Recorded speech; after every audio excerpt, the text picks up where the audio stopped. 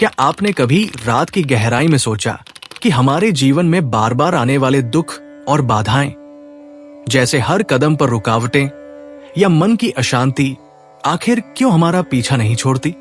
क्या ये सब महज इत्तेफाक है या इनके पीछे हमारे पिछले जन्मों के कर्मों का हिसाब छिपा है?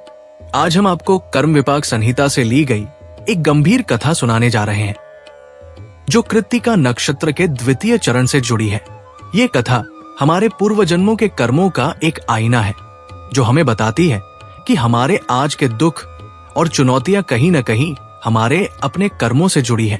कर्म विपाक संहिता एक प्राचीन ग्रंथ है, जो कर्मों के फल और उनके प्रायश्चित के बारे में गहराई से बताता है।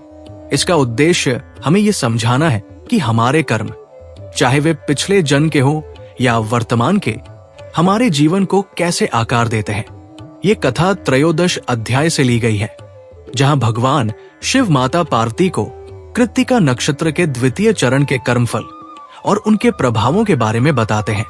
ये कथा हमें ये सोचने पर मजबूर करती है कि हम आज क्या कर रहे हैं, क्योंकि यही हमारे भविष्य का निर्माण करता है। आइए इस गंभीर कथा में प्रवेश करें और इसके गहरे अर्थ को समझें। माता पार्वती ने पूछा, हे नाथ, कृत्तिका नक्षत्र के द्वितीय चरण में जन्म लेने वाले के कर्मों का फल क्या है? कृपया मुझे बताएं। शिवजी ने कहा, हे प्रिय, ध्यान से सुनो, मैं तुम्हें इसके कर्मों और उनके फल के बारे में बताता हूं। कान्यकुब्ज में इंद्र शर्मा नामक एक ब्राह्मण रहता था। वो वेदों और षडंग का नित्य पाठ करता था, लेकिन उसकी पत्नी रुद्रमती दुष्ट स्वभाव की थी और हमेशा कलह करती थी। एक बार उस क्षेत्र में एक क्षत्रिय राजा की मृत्यु हो गई। राजा की मृत्यु के बाद उसकी अंतिम क्रिया में इंद्र शर्मा को निमंत्रण मिला। उसने वहां भोजन किया और शय्या, हस्ती आदि दान स्वीकार किया। इन दानों को लेकर वो घर लौटा और कई दिनों तक उनका भोग करता रहा, लेकिन ये कार्य उसका पतन बन गया। बहुत समय बाद जब उसकी मृत्यु हुई तो वो यमलोक पहुंचा और वहां दारुण नरक में भयंकर दुख भोगा। एक युग तक अपने कर्मों का दुख सहने के बाद वो हस्ती, व्याघ्र और कृमि जैसी योनियों में भटका। अंततः पूर्व कर्मों के प्रभाव से वो फिर मनुष्य योनि में जन्मा, लेकिन इस जन्म में भी उसके कर्मों का प्रभाव बना रहा। उसे पुत्र की प्राप्ति नहीं हुई, केवल कई कन्याएं ही जन्मी। उसकी पत्नी मृतवत्सा थी, यानी उसकी संतान जीवित नहीं रहती थी, और वो स्वयं विभिन्न रोगों से पीड़ित रहा। ये सब उसके पूर्व जन्म के उस कर्म का फल था, जब उसने मृत्यु क्रिया में भोजन और दान स्वीकार किया। ये कथा हमें सिखाती है कि हमारे कर्म, चाहे वे अनजाने में किए गए हों, हमारे जीवन को गहराई से प्रभावित करते हैं। पिछले जन्म का एक गलत निर्णय इस जन्म में संतानहीनता, रोग और दुख के रूप में सामने आता है। ये कथा हमें ये सोचने पर मजबूर करती है कि हमारे आज के कर्म हमारे भविष्य को कैसे आकार देंगे। आगे हम देखेंगे कि इस कथा का आज के जीवन से क्या संबंध है।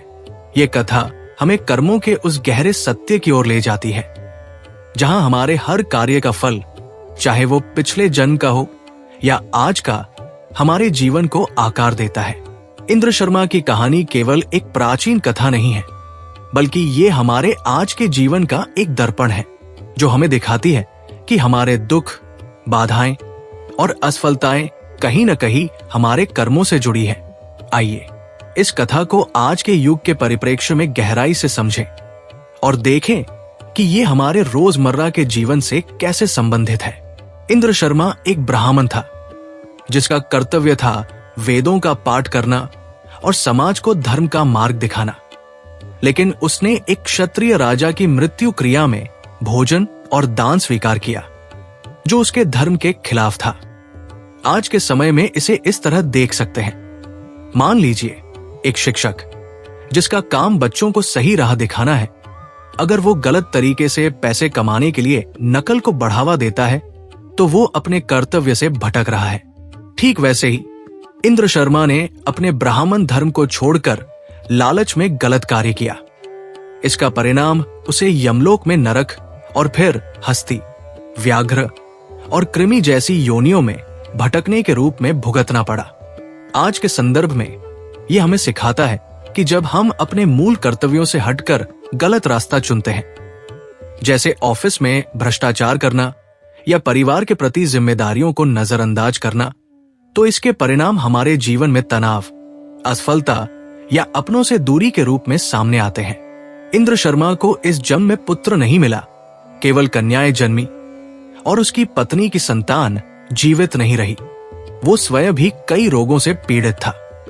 इसे आज के समय में इस तरह समझे, कई बार लोग अपने करियर में मेहनत करते हैं लेकिन बार बार असफलता मिलती है, या फिर परिवार में प्यार और विश्वास की कमी हो जाती है। ये समस्याएं जैसे बार बार नौकरी छूटना या रिश्तों में तनाव हमारे पिछले कर्मों का परिणाम हो सकती है। उदाहरण के लिए, अगर कोई व्यक्ति दूसरों की भावनाओं को ठेस पहुंचाता है, जैसे ऑफिस में सहकर्मी का अपमान करना या परिवार में झगड़े को बढ़ावा देना, तो ये उनके जीवन में नकारात्मकता के रूप में लौटता है। इंद्र शर्मा की पत्नी रुद्रमती का दुष्ट स्वभाव और कलप्रियता भी हमें ये सिखाती है कि हमारे व्यवहार का असर न केवल हम पर बल्कि हमारे परिवार पर भी पड़ता है। आज के समय में अगर हम गुस्से या नकारात्मकता से दूसरों के साथ व्यवहार करते हैं, जैसे सोशल मीडिया पर अनावश्यक बहस करना या घर में छोटी छोटी बातों पर झगड़ा करना, तो ये हमारे मानसिक और शारीरिक स्वास्थ्य को प्रभावित करता है। ये कथा हमें ये समझाती है कि हमारे कर्म हमारे जीवन का आधार है। अगर हम आज ईमानदारी, धैर्य और दूसरों के प्रति करुणा के साथ जीते हैं, तो हम अपने जीवन को सुखी बना सकते हैं। लेकिन अगर हम लालच, गुस्सा या गलत निर्णयों के रास्ते पर चलते हैं, तो ये हमें दुख और परेशानियों की ओर ले जाता है। ये कथा हमें ये सोचने पर मजबूर करती है कि हम अपने आज के कर्मों से क्या बना रहे हैं। ये कथा हमें कर्मों के गहरे प्रभाव को दिखाने के बाद अब उस पवित्र मार्ग की ओर ले जाती है, जहां हम अपने पूर्व जन्मों के कर्मों को शांत कर सकते हैं और अपने जीवन को सुख शांति से भर सकते हैं।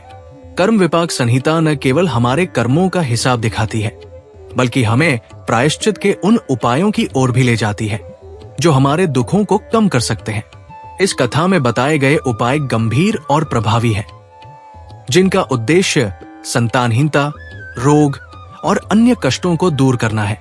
आइए इन उपायों को समझें और देखें कि आज के युग में इन्हें कैसे अपनाया जा सकता है, ताकि हम अपने कर्मों के बोझ को हल्का कर सकें। कथा में सबसे पहले गायत्री मंत्र और महामृत्युंजय मंत्र का लक्ष्य जप करने की बात कही गई है।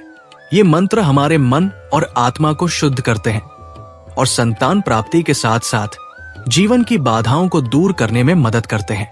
आज के समय में आप रोज सुबह शाम एक शांत कोने में बैठकर इन मंत्रों का जप कर सकते हैं। अगर लक्ष्य जप संभव न हो तो रोज 108 बार जप भी प्रभावी है। उदाहरण के लिए, आप अपने मोबाइल पर मंत्रों की ऑडियो रिकॉर्डिंग सुनते हुए ध्यान कर सकते हैं, जो आपके तनाव को कम करता है और मानसिक शांति लाता है। इसके बाद कथा में दशांश होम और घर के द्रव्य का छठा हिस्सा दान करने की बात कही गई है। आज के संदर्भ में इसका मतलब है अपनी आय का एक हिस्सा जरूरतमंदों की मदद के लिए देना। मिसाल के तौर पर, आप किसी स्थानीय अनाथालय को खाना या कपड़े दान कर सकते हैं, या अपने आसपास के गरीब बच्चों की पढ़ाई के लिए सहयोग कर सकते हैं। यह आपके कर्मों को शुद्ध करता है और समाज में सकारात्मकता फैलाता है। कथा में 10 प्रकार की रंगों वाली गायों को वैद्यपाठी ब्राह्मण को दान देने और 100 ब्राह्मणों को भोजन कराने का उल्लेख है। आज के समय में आप गौशालाओं में गायों के लिए चारा या देखभाल के लिए दान दे सकते हैं, जो प्रकृति और जीवों के प्रति आपके कर्तव्य को दर्शाता है।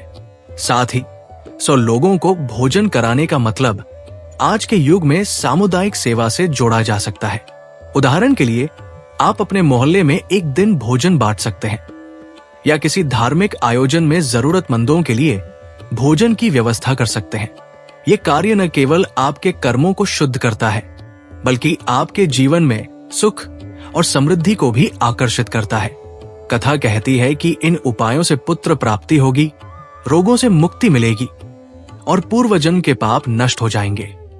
आज के समय में इसका मतलब है कि ये उपाय आपके जीवन की बाधाओं जैसे करियर में रुकावटें, स्वास्थ्य समस्याएं या पारिवारिक तनाव को दूर करने में मदद करते हैं। उदाहरण के लिए, अगर आप नियमित रूप से ध्यान और दान जैसे कार्य करते हैं तो ये आपके मन को शांत करता है और आपके रिश्तों में विश्वास बढ़ाता है।